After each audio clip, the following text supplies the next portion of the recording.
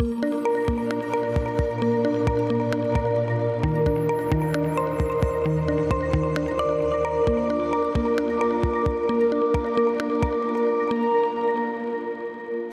and welcome to the Cruise Files. I'm Cheryl Baker, and in this programme we aim to inspire and educate about the wonderful world of cruise holidays. In this edition we're talking fun cruising designed with the whole family in mind, whether you want the thrill of water parks and high octane sports activities or relaxation in adult only serenity. Cruising really does offer something for everyone, and here to tell us more about why cruising can be a great family holiday is Gemma Ashworth from Carnival Cruise Line. I nearly said Hashworth then, I do apologise. I was trying to be posh. There's something for everyone on cruises now, aren't there? There is, and I think that's one of the main reasons why it's so popular, especially with multi-generational families. You can have a family holiday and have something for everyone, whereas in a land resort that's not really the case. It caters for sort of one need or another. But cruising, there is so much to do for whether that's grandma, granddad, mum, dad, the kids. Everyone is catered for. Do you find that whole families come on holiday now rather than, because people did used to think it was a couples thing and you had to be over the age of 50? Yeah, definitely. Cruising is becoming more popular, and I think because if families have travelled before, when they was younger, for example, they're then continuing that when they get older with their families. So it is becoming a more family affair, and I think cruise is a very popular family holiday. My daughter's just come back from the Canary Islands, and she said there were a lot of old people at the hotel, and they did a quiz every night, and that was it. That was their entertainment every night, the same thing. Well, you don't get that on cruise ships, do you? No, there's a variety, and you can do something different every night as well. So for me personally, that's why I love cruising, because one night I might be having an evening in the nightclub, then I might be doing cocktails or a speciality dining, watching a show, doing a quiz. You can do something different. Every single night. Every single night. Or even twice a night. And not just, yeah, you're right, twice a night. You can go and see the show in the theatre, say, and then go to see the comedian in another room or something. Exactly. Yeah. And all the ships offer the same kind of facility, don't they? They've all, you know, even the smaller ships. Yeah, you will find whether you're on a small or a larger ship, there is some similarities in the entertainment that they offer. Some are different and offer unique experiences, but the majority of the time then it'll be tailored. And what about during the day? There are things to do during the day as well, aren't there? Yeah, again, whether you're like me and you like reading a book with a cocktail, you can do that. Or whether you're a bit of a thrill seeker, there's lots of activities to do, like sports courts. You can go and climb rope courses 120 feet above sea level, water parks. So again, you have the choice of doing nothing or doing everything. And if you're on a holiday on a cruise ship with your family, as you just said, the kids can go off to the kids clubs and do their thing and leave you to just relax. Yeah, I always say on a cruise you can probably see as much or as little as your children as you want. Yeah. So they can be entertained in the kids club, or you can do family activities together. Yeah. The facilities for the children are amazing, and you will probably find that the kids don't want to see mum and dad, they want to be in the areas. There's everything from learning about marine life, so everything to do with under the sea. When they get a little bit older, there are more areas to hang out in, so you have all the docking stations, the latest games consoles, that type of thing. And I think for the older ones as well, it does give them that sense of independence as well. And how about food? I mean, can you eat with your kids as well, or eat with the whole family? Yeah, you can do family dining if you want to, or you could even, the children may want to eat a little bit early and then go off to kids club, and mum and dad may want to do a meal themselves. A lot of the ships offer babysitting service as well, so you know the kids can get babysat until 1 o'clock in the morning if mum and dad want to go off and do a speciality restaurant. But yeah, with the food there is so much choice, whether you want casual dining, formal dining, speciality, and the array of food. You can have anything from a burger up until, you know, lobster and steak and everything in between. And is it all included, or there are some extras to spend? Yeah, there is a lot that's included in the price, and I think that's why cruising is becoming more and more popular due to the value. There is areas that you can pay extra for, like some of the speciality restaurants, but if you compare to what you'd pay on land for that same sort of restaurant, again, the speciality is still amazing value for money. So it can start from as little as $15 per person, like an Italian meal. You know, you probably wouldn't get that over in the UK. So again, it is still excellent value. Yeah, but you don't have to spend it. You can. Yeah. And we're not talking about just eating in the buffet. We're talking about proper fine 5-star dining. Fine dining in the restaurant that's included. Again, you can choose from steak, you can choose port of call specialities. So, for example, you may be in Jamaica and there might be jerk chicken on there.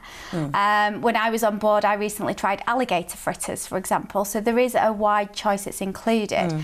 You've got room service, 24 hours a day, included completely free of charge. So you don't even have to go out of your stateroom if you don't wish to. And there's a cruise ship for everybody, not just because of entertainment and food, size, itinerary, where they're going, ports of call. It seems the world's becoming smaller and smaller because the ships are going everywhere now, aren't they? Yeah, and there is so many of them. Like I say, I think when choosing a cruise, you do need to sit down and make sure that you're getting the right ship for you, because they are also similar but very different at the same time as well. For those who haven't cruised before, these are the things that they need to know, because I think a lot of people have got the false impression that cruising is expensive. Yeah, I get asked that all the time. Even from family members. So how much do I have to pay for the food on board? How much do I have to pay, you know, to go to a show? And a lot of them don't realise that it is all included. You can probably spend as much or as little on a cruise holiday as you want to. And lots of them now do drinks packages as well, don't they? Or have it all inclusive, like some of the hotels. Yeah, exactly. And I think that's making it even more manageable and more value for money, because people can plan in advance as to what they're going to spend. Because when you're on board, obviously you charge everything to a card that you get, and that goes to your account. Some people get quite worried that they're going to end up with a massive bill at the end of the cruise. I think they don't realise that you can track that as you go along. You can do things like the drinks packages to make it more value for you. Excursions obviously cost extra. Yeah. You don't, obviously not obligatory, and they go to all different sorts of, you can do things with the family, you can do things on your own. Yeah, and they start from, it may just be you book the transfer into the centre, or you may do a full-on day excursion. And they are catered, so we will rate them whether they're suitable for families, if you've got walking difficulties. It's all rated in advance, so you can see what type of excursion it is and what will be, you know, what you are to expect. Do they do family excursions? Yeah, there will be some that is more geared to families. Obviously not exclusive to families, so if a couple wanted to go along on it, then they can do. But yeah, there is some very family orientated excursions there.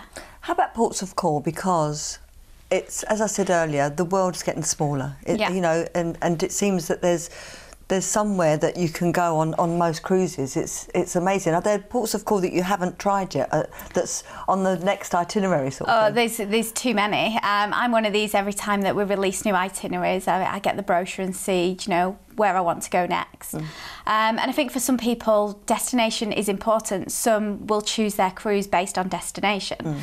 Whereas I'm the opposite. I do tend to choose mine based on the facilities on board.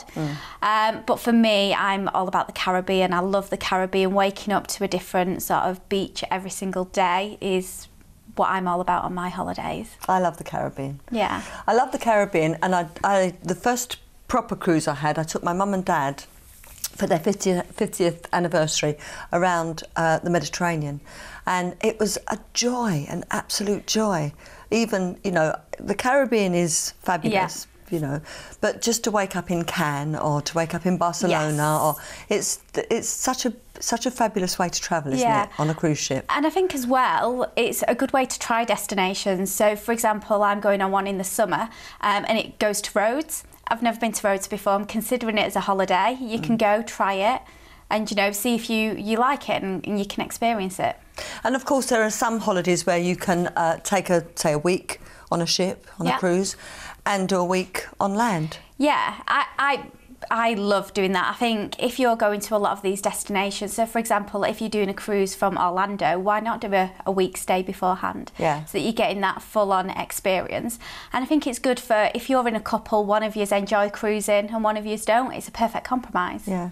A lot of people go on cruises because it's a special occasion. So, cruise ships offer the facility to, you know, celebrate your anniversary or get married. Is that official or Yes, you can get married on board. So it is a great way to celebrate, but it's not just about celebrations. It's, you know, it's for everyone now. And as you said earlier, it's for families and... Yeah, there's more and more people doing it as their annual holiday, whereas in the past it was done, like you say, for a special occasion, an anniversary. Whereas now it is the way of life. There is a lot of people out there who do 2-3 a year, and it's their yearly holiday. Do you think, talking of the family holidays as we were earlier, do you think that some people think, cruise ships, I don't know, it's for old people, it's not for the young, it's not for families? Yeah, exactly. I get that all the time, but why would I want to go on a cruise? Do you know, you go on a cruise when you retire, and that isn't the case anymore. And why not? Cruising isn't just for when you've retired. Do you know, you can start it whenever you want in life. We have to dispel that myth. Yes, definitely. Okay, and we'll do that when we come back after this break. See you then.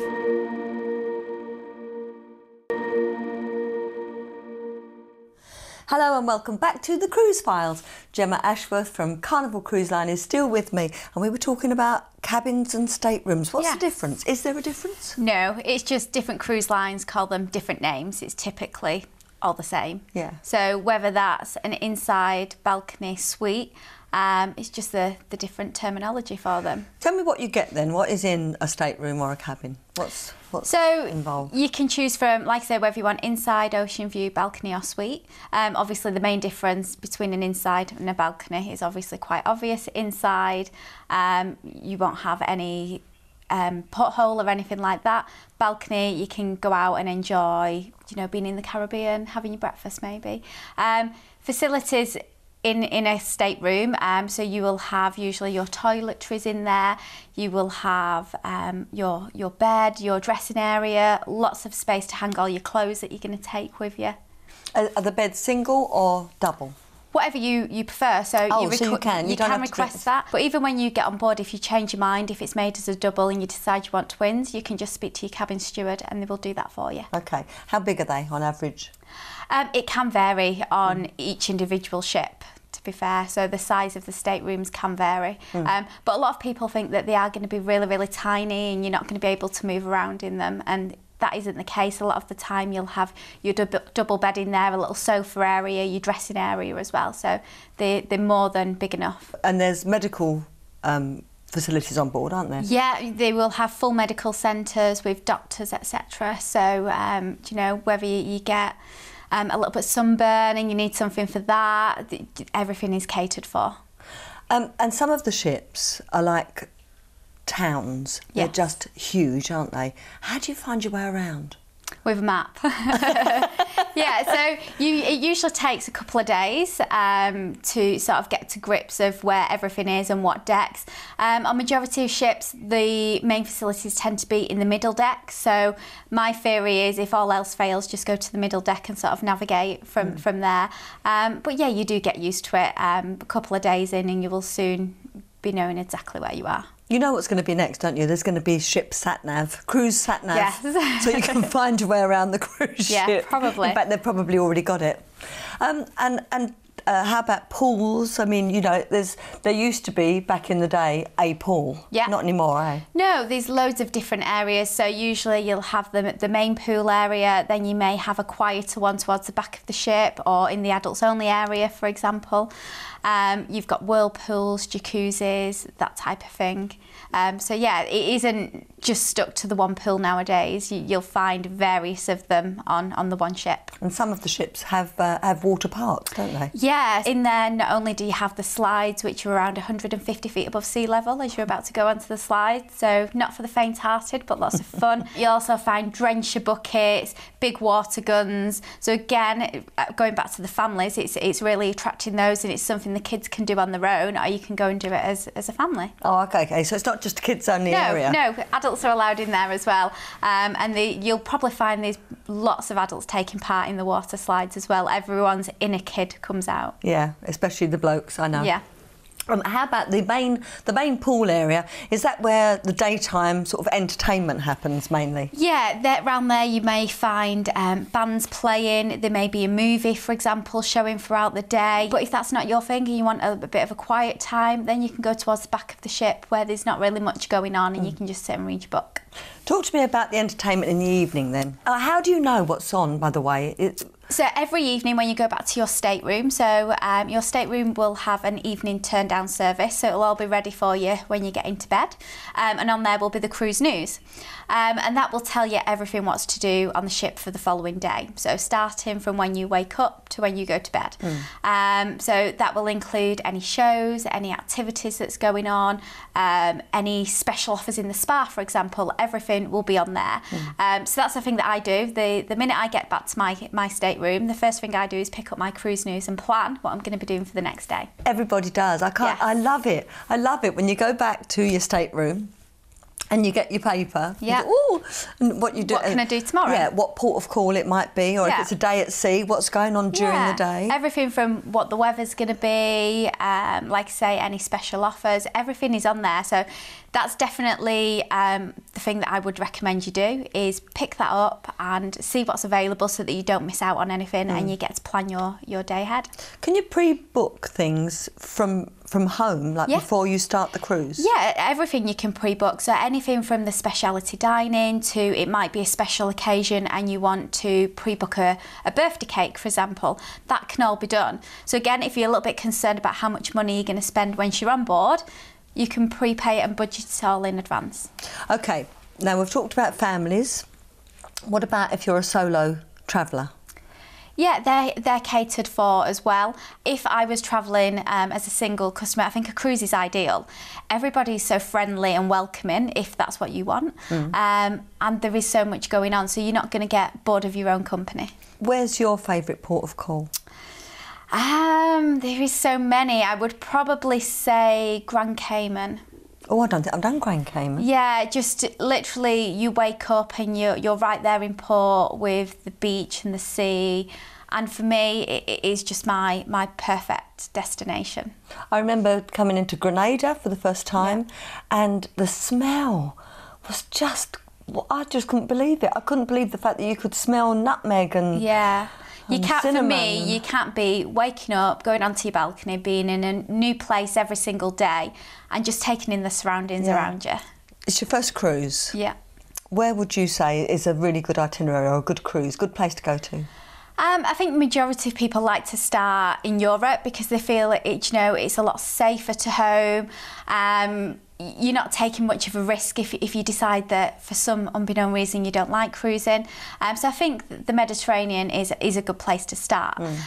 You'll find a lot of guests try that and then they sort of venture out further afield because they love cruising. But yeah, Barcelona, it's a couple of hours away on a flight. You can get some amazing ships out of the Mediterranean. And you can cruise any time of the year, can't you? There's somewhere to go to every month of the year. Yeah, every single day of the year. So Caribbean itineraries operating every single day, for example. So there is no restrictions. There isn't a cruise season. You can cruise every day. Throughout the year? Yeah. How about duration? Again, you can do mini cruises starting from 3 nights up until 16 nights and sort of everything in between, depending what caters for you. A lot of customers who do some of the smaller ones because they may be holidaying in Florida, for example, and they want to break their holiday up, so they'll come and do a shorter 3 or 4 night cruise. And then you've got the ones who want the longer durations, and they will go for the 8 nights and above. And some people, I've been on cruise ships where they've said, oh no, we're not, I say, oh, you're going home today, it's the end of the 2 weeks. And they go, oh no, we're staying on, we're doing another 2 cruises. Yeah. And they just back because they love it. Yeah, and it is quite addictive. I think once you've done a cruise, it can get quite addictive and you want to do more and more and get the most value out of it. Well, talking of value, you can, as we've talked about, everything is included except sort of the absolute extras, and you can get drinks packages as well. So it's almost like an all-inclusive hotel, a floating hotel. It is. Everything you can get sort of included. Like I said, the drinks packages, you can pre-book them on board or pre-book them in advance, depending what works better for you. Majority of your food is included, all your entertainment, at no extra charge.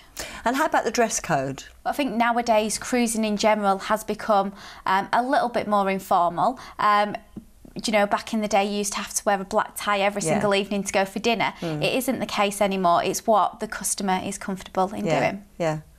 And how do you stay in touch? Because Wi-Fi, you know, even where I live in Kent, I get a really bad Wi-Fi signal. Can you keep in touch? Yeah, you probably get better Wi-Fi at sea than you would at land in most places. But yeah, nowadays there's so many different packages that you can do. So you can pre-book a cheaper package, which is just social media, for example, or you can do the top one, whereas you might want to work and download emails, download files, films, and everything in between. So again, even down to the Wi-Fi on board, that's catered to the customer's needs and what they want. What about the dreaded word tipping? Yeah. Yeah, people always do have to tip, you know, is it enforced? Majority of cruise lines will automatically include the tipping onto the bill. And you will find the service that you get on board, the tips are worth, you know, every single penny. Yeah.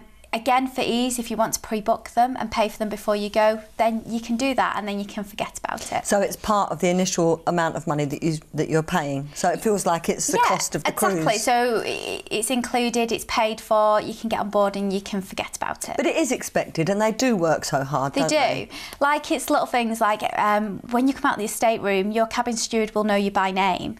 You know, they will remember what dessert you like, what drink you like. Like, I've been on so many cruises where I've sat down and my vodka Diet Coke is at the table before, you know, as I'm sitting down. And it's those type of things that they remember. And I don't think you get service like that, you know, anywhere else apart from on a cruise ship. No, you're absolutely right. So final question, if you were to still say to someone who's unsure, what would you say to them to convince them to try a cruise? I'd say try it, go with an open mind, because there is a lot of preconceptions about cruise, but go on and you will just love it. I will guarantee that you will love some part of that cruise and you will be addicted and want to cruise again and again and again. That's absolutely right. Totally. From my first cruise, I know exactly what you mean. Thanks so much for watching. We'll see you again next time with more from the Cruise Files. Thank you, Gemma.